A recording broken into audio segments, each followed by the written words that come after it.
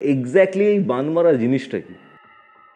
বান কথাটা এটাও কিন্তু এক ধরনের চালান। আচ্ছা, কি চালান করা হয় এখানে? এখানেও কিছু নেগেটিভ ফ্যাক্টর চালান করা হয়, যাদেরও ওই একই রকম ডিরেকশনাল মুভমেন্ট দেওয়া হয়, এবং এরা ওই তোমার ওই শরীরে জ্বালা যন্ত্রণা বাড় বৃদ্ধি আটকে দেওয়া, কখনো কোনো সময় তাদের ইউরিনাল ট্রাবল তৈরি করে দেওয়া। অনেককে আমার কাছে এরকম অনেক ক্লায়েন্ট এসছে যারা দীর্ঘ সময় ঘন্টার পর ঘন্টা বাথরুমে বসে থাকে, প্রায় একদিন প্রায় তাদের বাথরুম কমপ্লিট হয় না। ডায়াবেটিসের জন্য হতে পারে? না না না না, তার চিকিৎসাপত্র সমস্ত কিছু চলছে, ঘটনা একই। শরীরের নিচের দিক এফেক্টেড হয় মেনলি। কোনো চালান বান মারাও এক ধরনের প্রেত চালান।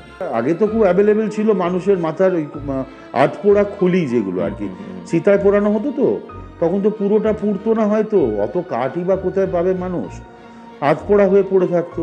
তার থেকে ওই খুলি জোগাড় করতো, কেউ বা শ্মশানে ছাই জোগাড় করতো, করে তার উপর একটা লোহার শিক বানানো হতো। শিকটা মাথাটা অনেকটা তীরের মতো, আচ্ছা, ওই বানের মতোই আর কি দেখতে।